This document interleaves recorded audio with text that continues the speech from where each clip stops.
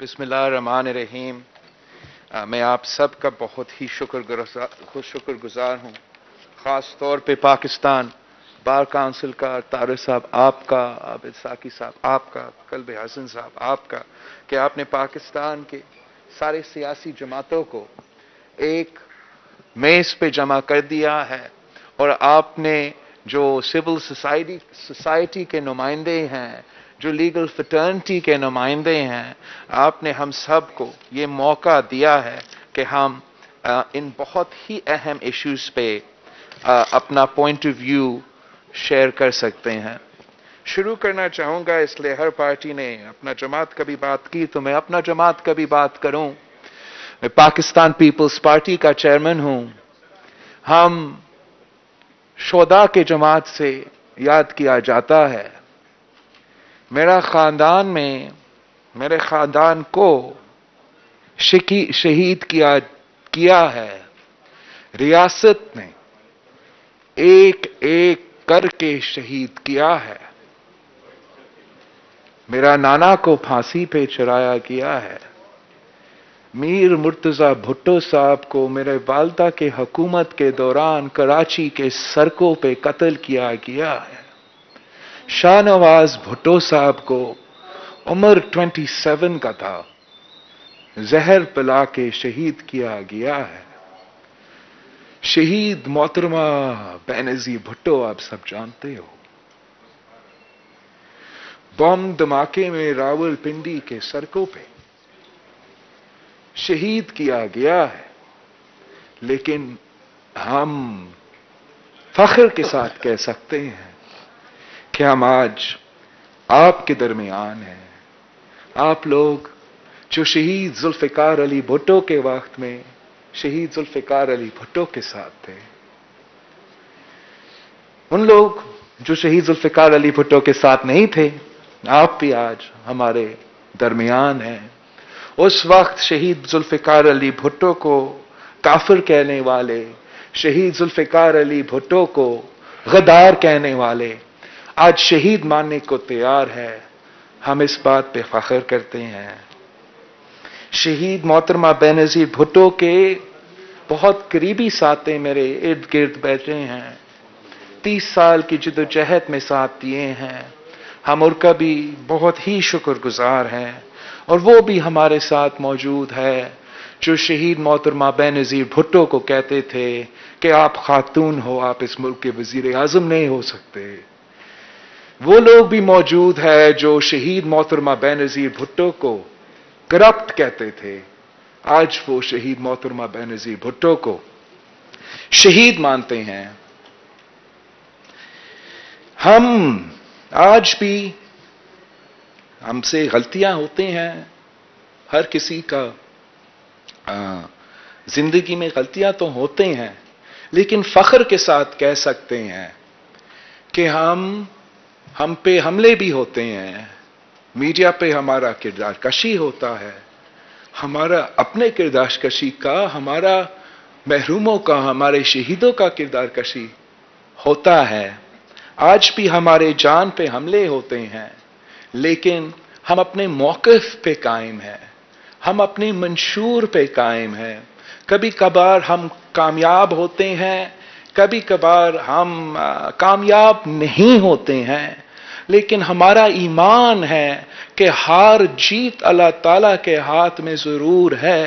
محنت میرا Pakistan Peoples party اور اس ملک کے سیاسی کارکن نے کیے ہیں، جس سے آج تک جو ٹوٹی پھوٹی اکا دکا جمہوریت رہا ہے، جو تھوڑا سا میڈیا کا آزادی کا سپیس ہے، جو میرے مزدوروں کا، میرے کسانوں کا قانون کاغذی تو صحیح مگر کاغذ پہ موجود ہے، وہ ان قربانیوں کا اور ان جدوجہد کا نتیجہ ہے۔ آج پاکستان ایک ایسا وقت سے گزر رہا ہے جہاں ہمیں بتایا جاتا ہے کہ ہم مدینہ کے ریاست میں ہیں، مگر مدینہ کے ریاست کا یہ حال ہے کہ پاکستان کے سب سے ایک فیمس موٹر وے پہ اجتماعی زیادتی ہوتی ہے ایک عورت کی، इज्तिमाई रेप होती है एक औरत की उनके बच्चों के सामने, एंड जिनका जिम्मेदारी है उस औरत का तो हफ्ज दिलवाना, जिसका जिम्मेदारी है इस मुल्क के सारे औरतों को वो यकीन दिलाना कि आपका तहफ्फुज इस रियासत का जिम्मेदारी है, आपका right to feel safe and secure, to travel at night with your children, वो जिनका जिम्मेदारी है वो रेपिस्ट पे नहीं विक्टिम पे सवाल उठाते हैं। जो विक्टिम को पे सवाल उठाते हैं उनका दिफा में इस मुल्क के वजीर, इस मुल्क के वजीर आजम सामने आ जाते हैं। मदीना का रियासत का ये हाल है कि आपको शायद पता हो या ना हो, लेकिन मुल्क भर में इस वक्त सैलाब मुतासरीन है। मेरा अपना सूबा इस सिंध से 2.5 मिलियन पीपल अफेक्टेड है, उनके घर तबाह है, उनका फसल 1.9 मिलियन एकर्स ऑफ क्रॉप तबाह है। ये सूरत हाल हमारे सूबा में भी है, बलोचिस्तान में भी बारिशों के सैलाब के मुतासरीन मौजूद है। मलकंड डिवीजन का स्वात का इलाकों का पख्तूनख्वा में सैलाब और बारिश के मुतासरीन मौजूद है। गिलगित बल्तिस्तान का गिजर और शिगर के सैलाब मुतासरीन मौजूद है, मगर हमारा मीडिया चैनल्स में, हमारा मेन स्ट्रीम मीडिया में उनके लिए आवाज बुलंद करने के लिए कोई मौजूद नहीं है। हमारे सियासी जमातों को याद होगा कि 2011 में भी जब बारिश और सैलाब आया था तो रियासत पाकिस्तान और सबसे अहम किरदार उस वक्त वफाक का था, ने सफ़े अव्वल का किरदार अदा किया था, उनको वतन का दिया था, उनको कॉम्पेंसेशन दिया था। आज हमारा सैलाब मुतासरीन लावारिस है, उनको संभालने के लिए, उनको कॉम्पेंसेट करने के लिए कोई तैयार नहीं है। और हम अपने आप को मदीना के रियासत कहते हैं। हम इस मुल्क के अहम तरीन जब लेजिस्लेशन करने जाते हैं वो हम एक आजाद माहौल में नहीं करते। आज तक जो इस नेशनल असेंबली में अहम लेजिस्लेशन हुआ है, इंपॉर्टेंट लेजिस्लेशन हुआ है, वो रूल्स को अंडरमाइन करके, हमारा आईन को अंडरमाइन करके, हमारा पार्लियामान को बेइख्तियार करके जबरदस्ती से पास करवाए गए हैं। आपको जो मुख्तलिफ राय है, जो दूसरे साइड का राय है, आपको मौका ही नहीं दिया जाता। अगर मैं कल का नेशनल जॉइंट सेशन का एग्जाम्पल आप सबके सामने रखूं, जिसमें हमारा स्पीकर साहब हमारा वोट का रिकाउंट के मुतालबा पे साथ नहीं दे रहा था। हमारा हक है कि हर वोट पे वो हमारा तादाद गिने। अगर हमारा वोट नहीं गिना जाएगा, हमारा आवाज नहीं सुना जाएगा, तो हम जैसे जमातें भी मजबूर होंगे। हमें भी सोचना पड़ेगा कि आखिर हम कब तक इस पार्लियामान को एक रबर स्टैंप की हैसियत में देखना चाहते हैं। हम जानते हैं कि मदीना के रियासत में बोलने का आजादी तो था, यहां तो आपका नाम नेयाद हुक्मरानों के पास भी वो आजादी नहीं है। आपके कायदे हिज़्ब इख्तिलाफ या हिज़्ब इख्तिलाफ के मेंबरान के लिए ज्यादा पाबंदियां हैं। हम जहां देखते हैं मदीना के रियासत में, तो हम इंसाफ के लिए अदालत की तरफ देखते। इस्लाम ने हमें कानून दिया, इस्लाम ने हमें हक दिया, इस्लाम ने हर शहरी को, हर मुसलमान को, गैर मुस्लिम को हुकूक दिए। इस्लाम ने मर्द को भी और औरत को भी हुकूक दिया। लेकिन हमारा नया पाकिस्तान में हर तबका के हुकूक सलब किए जा रहे हैं, हर तबका का हुकूक सलब किया जा रहे हैं। हमारा तो आप आदी हो हमारा कंप्लेंट सुनने का, नेशनल अकाउंटेबिलिटी ब्यूरो का, हमारे एस्टैब्लिशमेंट का दबाव का। लेकिन अब हमारा जो मीडिया के साथी हैं, मैं उनका बात नहीं कर रहा हूं, जो बहादुर सहाफी वर्कर है, जैसे हमारा मतीउल्लाह जान साहब यहां बैठा है, असदूर साहब भी नजर से गुजरा था, मालिकान जो हमें धमकी देते थे, जो जमहूरी हुकूमतों को कहते थे कि हम हुकूमतें बनाते हैं और हम हुकूमतें गिराते हैं, वो आज पाबंदियां और मुश्किलात का सामना कर रहे हैं। कल जो सिलेक्टेड होते थे, पहले जो एक दूसरा सियासत का आदी थे, वो भी सब मजबूर हो गए हैं कि इनकलाब का नारा उठाना पड़ा, अवाम का नारा उठाना पड़ा, वोट का नारा उठाना पड़ा, इंसाफ का नारा उठाना पड़ा।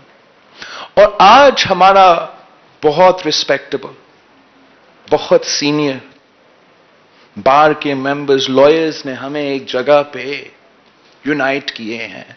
लेकिन मैंने आप सब के सामने एक कंप्लेंट रखना है, एक शिकवा रखना है। मैंने आपसे पूछना है, चाहे आप मेरा लेफ्ट से बैठे हो या राइट पे बैठे हो, जब पाकिस्तान पीपल्स पार्टी और शहीद मोहतरमा बेनजीर भुट्टो, सदर आसिफ जरदारी ने इफ्तिखार चौधरी के वक्त आजादी अदलिया के मूवमेंट के वक्त पाकिस्तान पीपल्स पार्टी का एक इंडिपेंडेंट मौकिफ सामने रखना चाहा, क्या आपने पाकिस्तान पीपल्स पार्टी के मौकिफ के साथ दिया, या आजाद जुडिशरी के नाम पे हमारा जुडिशरी को भी एक ऑथोरिटेरियन अदारा बनने का ना चाहते हुए साथ दिया?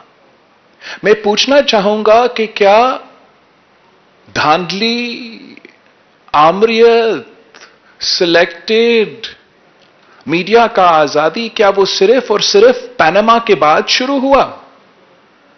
जब पाकिस्तान पीपल्स पार्टी ईंट से ईंट बजाने निकले थे, तो बाकी सब ने हमें क्या कहा कि हम सिर्फ अपना करप्शन बचाने बयानात देते हैं। जब हम अब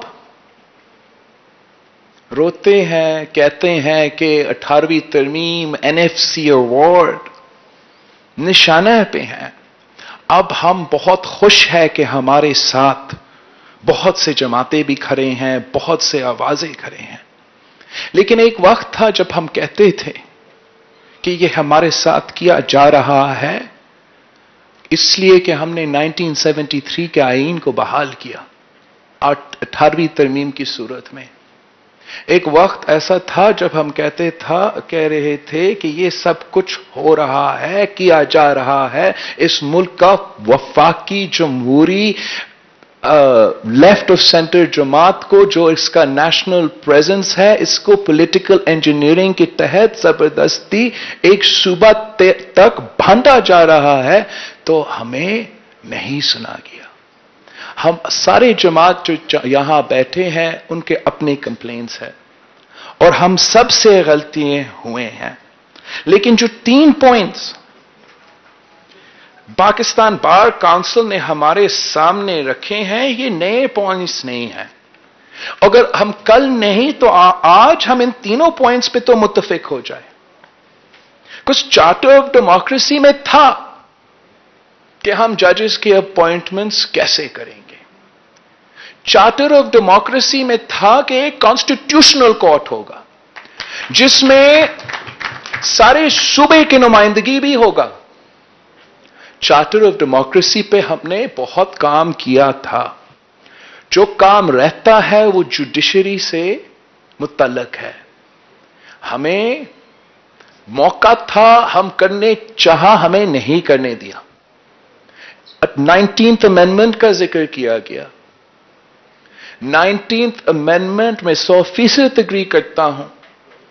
जबरदस्ती हमारा पार्लियामेंट से पास करवाया गया और एक इदारा की तरफ से एक साफ धमकी दी गई कि 1973 कॉन्स्टिट्यूशन की बालादस्ती का बहाली जो हमने 18वीं तरमीम की सूरत में किया था, जिसके लिए शहीद मोहतरमा बेनजीर भुट्टो ने 30 साल जदोजहद की इस नारा पे कि 1973 की कॉन्स्टिट्यूशन को बहाल करो, जिसकी जदोजहद में शहीद मोहतरमा बेनजीर भुट्टो शहीद हुआ, जो मेरे पार्टी मुख्तलिफ जमातों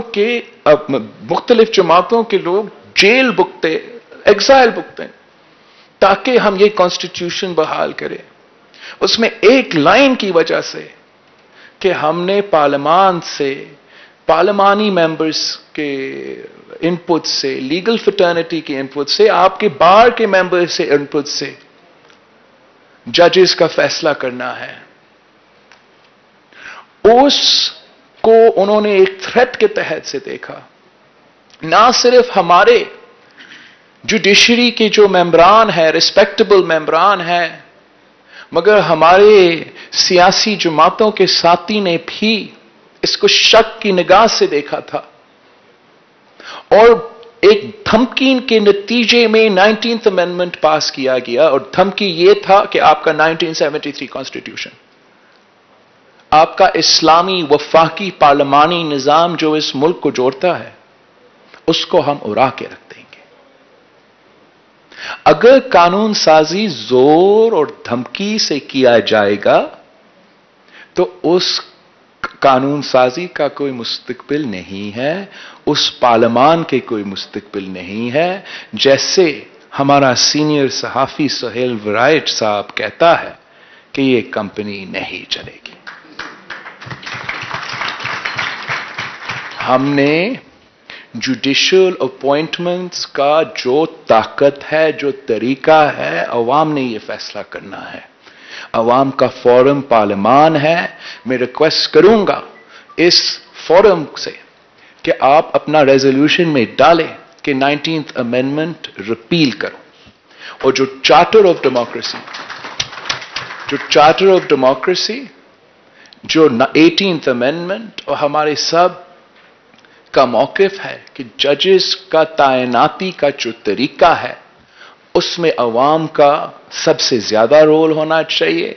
उसमें जरूर बार काउंसिल का और बार फोरम्स का इनपुट होना चाहिए और ऑब्वियसली जुडिशरी का इनपुट होना चाहिए।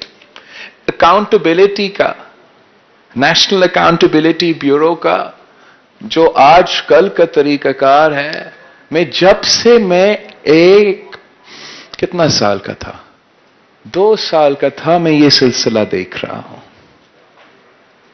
मैंने शहीद मोहतरमा बेनजीर भुट्टो के साथ इस मुल्क के अदालतों को उस उम्र से देखा है, इस मुल्क के जो जेल्स है, जो प्रिजन्स है, तब से देखता आ रहा हूं।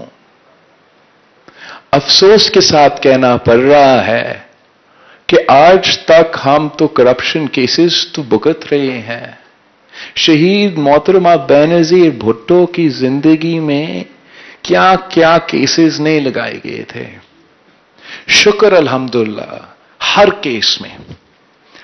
केस में शहीद मोहतरमा बेनजीर भुट्टो बाइज्जत बरी हुई, मगर अफसोस के साथ वो हमारे दरमियान में मौजूद नहीं थी। To see her name being vindicated, the accusations against her being thrown out.